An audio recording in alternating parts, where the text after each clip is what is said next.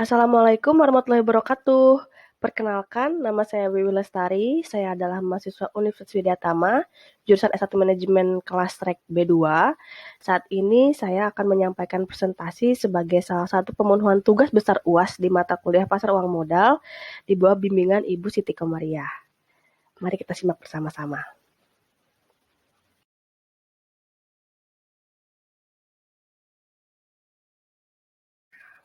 Sesuai dengan judulnya, presentasi ini berjudul Analisa Kinerja Keuangan Emiten. Emiten yang saya pilih ada di sektor industri rokok, yakni PT Gudang Garam Tbk, atau yang lebih kita kenal dengan kode sahamnya di Bursa Efek itu GGRM. GGRM ini berlokasi di Kediri, sudah berdiri lebih dari 50 tahun yang lalu ya, dari tahun 58 di Kediri, tapi juga punya kantor head office di Jakarta. Perusahaan ini merupakan perusahaan penghasil rokok gudang garam yang secara umum dibagi ke dalam 3 jenis rokok, sigaret kretek mesin, sigaret kretek tangan, dan low tar nikotin. Produk-produknya diantaranya gudang garam filter atau Garfit, kemudian gudang garam merah, gudang garam jaya, gudang garam signatur, atau yang perempuan mungkin lebih kenal gudang garam mile atau gudang garam silver. Gudang garam pertama kali IPO di Bursa Efek Indonesia itu pada tahun 90. Pada saat itu menetapkan harga Rp10.250. Bisa kita lihat ya, pada tahun tersebut harga sahamnya per lembar sudah Rp10.000 lebih. Itu merupakan indikasi ternyata gudang garam merupakan saham yang mahal pada saat itu. Kemudian pada tahun 96 dia pernah melakukan stock split. Mungkin karena itu tadi ya, karena harga sahamnya pertama kali ditetapkan tinggi, jadi untuk menarik minat investor biasanya dilakukan stock split atau pemecahan saham supaya lebih harganya tuh tidak semahal itu lagi gitu. Kemudian fakta lainnya adalah di bursa dia terdaftar sebagai salah satu emiten yang termasuk dalam daftar LQ45 atau perusahaan yang dikenal dengan tingkat likuiditas yang baik. Kemudian bagaimana sepak terjang di pasar? Di pasar, gudang garam ini termasuk salah satu industri rokok terkemuka yang terbukti dengan bahwa tahun 2019 itu gudang garam tercatat sebagai perusahaan besar yang masuk peringkat Forbes Magazine. Demikian juga pemiliknya atau bosnya itu Pak Susilo termasuk dalam Crazy Rich Indonesia peringkat 2 versi Forbes Magazine. Nah, sekarang kita masuk ke sisi analisis fundamentalnya. Analisis fundamental akan dilakukan dengan kerangka bottom up approach atau secara teori saya menempatkan diri kita semua sebagai investor yang hanya fokus melihat satu kinerja emiten saja tanpa melihat faktor-faktor lain seperti kebijakan moneter, tingkat suku bunga, inflasi dan lain sebagainya. Kita hanya fokus menilai emiten gudang garam ini dari segi rasio keuangan, rasio kinerja dan bagaimana perbandingan di laporan keuangannya. Namun pada penyampaiannya ada beberapa data yang disajikan dalam bentuk visual grafik, tabel, dan saya hanya akan menyampaikan highlight dari macam-macam dari setiap slide yang saya tampilkan. Karena emiten ini merupakan emiten yang menghasilkan produk, maka tentu yang pertama kali kita lihat sebagai investor adalah bagaimana tingkat penjualannya. Di dalam grafik ini terlihat bahwa selama kurun waktu lebih dari 5 tahun ke belakang, gudang garam ini selalu menghasilkan penjualan yang cukup tinggi. Demikian juga dengan diikuti dengan laba operasi dan laba bersihnya. Namun tetap penjualannya ada peningkatan terlihat ya dari tahun 2014 sampai dengan 2019 meskipun tidak diikuti dengan adanya signifikan laba dari tahun ke tahun selama 5 tahun tersebut. Selanjutnya yang perlu kita lihat adalah perbandingan antara laba per saham, laba ditahan per saham, dan dividen per saham. Jadi kita bisa lihat ya gudang garam ini termasuk saham yang menghasilkan selama kurun waktu 2014 sampai dengan 2019. Bahkan ada dividen juga yang dibagikan bagi para pemegang sahamnya.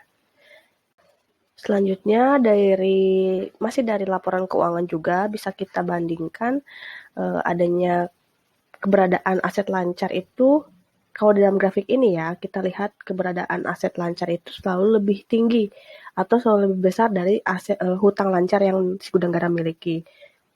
Jadi mungkin kita bisa asumsikan bahwa gudang garam ini memiliki risiko kebangkrutan yang kecil karena hutang lancarnya tidak selalu lebih tinggi dari aset yang dia miliki.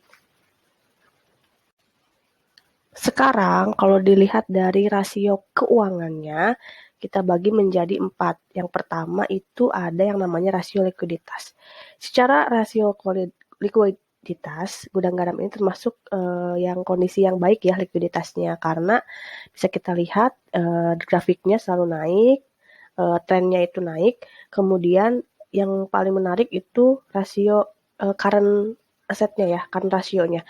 Current rasionya itu selalu lebih tinggi dari 1, malah ada yang mencapai 2. Artinya kemampuan dia untuk menutupi hutang jangka pendeknya atau kewajiban jangka pendeknya itu dalam kondisi yang baik. Itu seperti yang tadi saya sampaikan. Dan kita juga tahu ya bahwa ini masuk ke dalam LQ45, jadi sudah pasti jelas likuiditasnya merupakan perusahaan yang baik kalau dari segi likuiditas. Yang kedua, bagaimana probabilitasnya atau kemampuan perusahaan menghasilkan laba. Kalau bicara laba, memang trennya pada saat 5 tahun terakhir itu fluktuatif ya, namun tidak terlalu signifikan, namun tetap menghasilkan laba gitu. Namun ada penurunan laba yang signifikan dari tahun terakhir ternyata, dari 2019 ke 2020. Mungkin ini sudah mulai terkena dampak pandemi ya, jadi ada penurunan dari segi profit marginnya, baik itu net profit margin ataupun operation profit margin. Kalau dari segi rasio aktivitasnya, ini mencerminkan seberapa tingkat keefektifan perusahaan tersebut dalam mengubah atau memutarkan aset yang dia punya untuk menjadi kas atau penjualan. Nah, kita bisa lihat ya di gudang garam ini dari segi rasio aktivitasnya perusahaan itu cukup efektif, cukup baik karena trennya menunjukkan tren yang menaik gitu, yang naik trennya. Kemudian jika dilihat dari segi solvabilitasnya, perusahaan ini termasuk perusahaan yang trennya naik juga solvabilitasnya. Kita bisa mengukur seberapa tingkat kemampuan perusahaan ini membayar hutang jangka panjangnya. Ternyata sebetulnya yang paling bagus itu minimal 1 rasio solvabilitas. Tapi kita lihat ya dari tahun ke tahun itu memang angkanya itu menuju 1. Jadi kondisinya tidak terlalu buruk juga kalau menurut saya karena tetap ada peningkatan di rasio solvabilitasnya. Selanjutnya yang perlu kita lihat dari segi rasio kinerjanya. Ini banyak sekali ya, cukup banyak komponen yang kita analisa dari mulai harga sampai dengan return on assetnya. Kalau kita lihat di sini, kondisi yang menarik itu yang berkaitan dengan harga-harga seperti harga sahamnya yang tadinya biasanya trennya mahal di atas 40 ribuan sekarang lagi turun jadi 36.000 gitu ya. Itu di tahun 2020 jadi ada penurunan. Itu bagi seorang investor bisa menjadi peluang kalau ingin membeli, investor yang ingin membeli. Sebaliknya jika ingin menjual merupakan bukan peluang ya, jadi kondisi yang tidak menarik gitu untuk menjual sahamnya. Demikian juga dengan nilai buku dan price to book value-nya karena nilai harga sahamnya selalu lebih besar dari nilai bukunya, maka itu kondisi yang bagus ya, kondisi yang bagus. Namun ini tidak sejalan dengan komponen yang berkaitan dengan laba, dengan margin, dengan share, dengan return, itu kondisinya tidak cukup baik ya gudang garam ini. Jadi seperti kita lihat nih NPM dan OPM, net profit margin dan operating profit margin itu mengalami tren yang menurun gitu ya. Jadi ini bukan kondisi yang menarik untuk investor. Selebihnya nanti akan dijelaskan di kesimpulan dalam bentuk summary atau rangkumannya. Lalu bagaimana dengan analisis teknikalnya? Secara pergerakan harga saham, kita lihat dalam grafik ini ya, selama 1 tahun terakhir memang trennya itu menurun atau up down gitu ya, trennya itu menurun. Jadi ini tergantung bagaimana investornya itu melihat potensi ini tadi. Jika dia melihatnya ini sebagai peluang, maka dia akan memutuskan untuk membeli harga saham ini. Karena apa? Karena di 3 bulan terakhir itu justru meskipun turun tapi sempat ada pergerakan naik lagi gitu harganya. Lantas bagaimana dengan di bulan berjalan ya, di 1 bulan terakhir? Kita lihat di grafik selanjutnya. Ternyata di bulan terakhir atau di bulan berjalan ini, dari Juni ke Juli 2021, seperti yang kita pelajari bersama-sama tadi ya, jadi setelah turun itu pasti ada pergerakan naik. Ternyata polanya seperti itu. Jadi gudang garam ini memang pada tahun 2020 sempat turun harga banget dari 40 ribuan sampai turun ke 30 ribuan sampai sekarang. Namun di 30 ribu ini terus naik sampai dengan sekarang grafiknya sedang naik. Ini dari aplikasi Profit yang saya ambil di minggu-minggu ini. Jadi terlihat ya sedang ada pergerakan menuju ke arah naik lagi setelah harganya turun itu. Bagaimana menurut kacamata investor? Apakah ini termasuk yang menarik atau tidak? Nanti kita lihat di kesimpulan.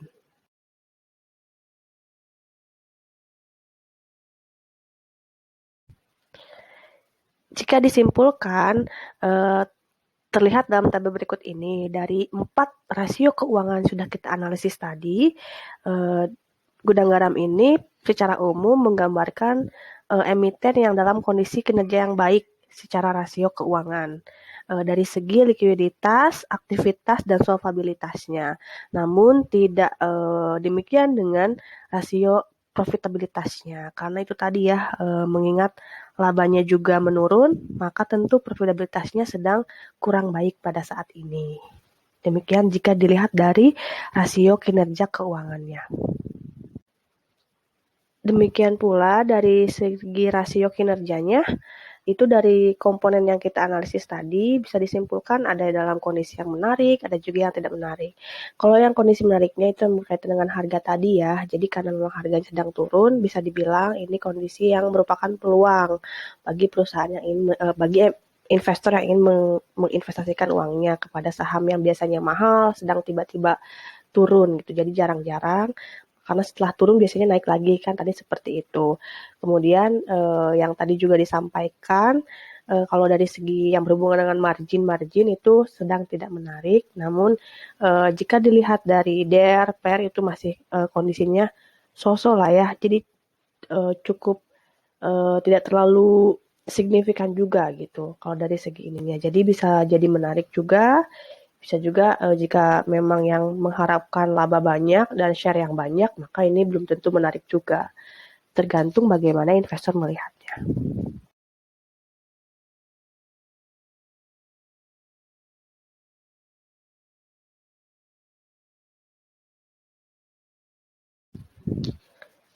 Jika dirangkum dalam sebuah kesimpulan, menurut saya, gudang garam ini merupakan emiten yang memiliki kinerja yang baik. Dibuktikan dengan dari tahun ke tahun itu selalu menunjukkan perkembangan yang ke arah yang lebih baik gitu ya.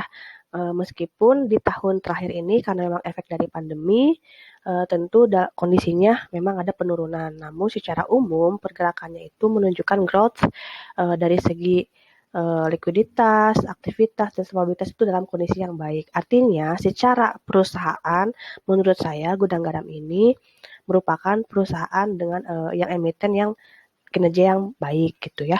Tapi untuk sebagai investor kita perlu lihat lagi dari segi industrinya. Industri tobacco ini atau industri rokok ini dikala saat seperti pandemi saat ini itu tentu memiliki tantangan yang cukup besar ya untuk survive. Di antaranya ya karena memang uh, karena adanya posisi pandemi ini ya, tingkat konsumsi masyarakat menurun, daya beli masyarakat menurun, kemudian ditambah lagi dengan adanya persaingan dengan rokok elektrik atau vape, kemudian belum lagi ditambah dengan bea cukai yang dinaikkan oleh pemerintah dan pajak rokok dan lain sebagainya. Jadi tentu ada tantangan tersendiri jika kita ingin berinvestasi di industri rokok. Demikian menurut saya. Jadi itu tergantung bagaimana investor itu sendiri bisa memilih dan memutuskan apakah tepat jika berinvestasi di dalam sektor rokok saat ini. Kalau saya itu tidak akan memilih industri rokok untuk berinvestasi karena melihat tantangan-tantangan tadi dan terutama situasi saat ini yang sedang pandemi. Namun secara umum gudang garam jika dibandingkan dengan perusahaan rokok yang lain, Gudang Garam termasuk perusahaan rokok yang memiliki kinerja yang baik. Sebagai penutup dari presentasi kali ini, saya akan mengutip quotes yang saya suka tentang investasi, yang saya rasa perlu untuk kita sama-sama pahami ya. Jadi sebelum kita berinvestasi, kita harus mau tahu dan mau belajar dulu. Mau tahu bagaimana emiten tersebut, mau belajar, mau mempelajari bagaimana kinerja keuangannya jika dilihat dari segi rasio keuangan, rasio kinerja, dan lain sebagainya. Karena sesungguhnya pengetahuan adalah investasi terbaik yang akan mendatangkan keuntungan yang paling bermanfaat bagi diri kita. Demikian presentasi dari saya. Selebihnya saya mohon maaf jika ada kekurangan dalam penyampaian ataupun penyajian data. Saya sangat berterima kasih kepada Ibu Siti jika ingin mengkoreksi apa yang telah saya sampaikan. Dan kepada teman-teman, semoga bermanfaat dan menginspirasi. Terima kasih. Wassalamualaikum warahmatullahi wabarakatuh.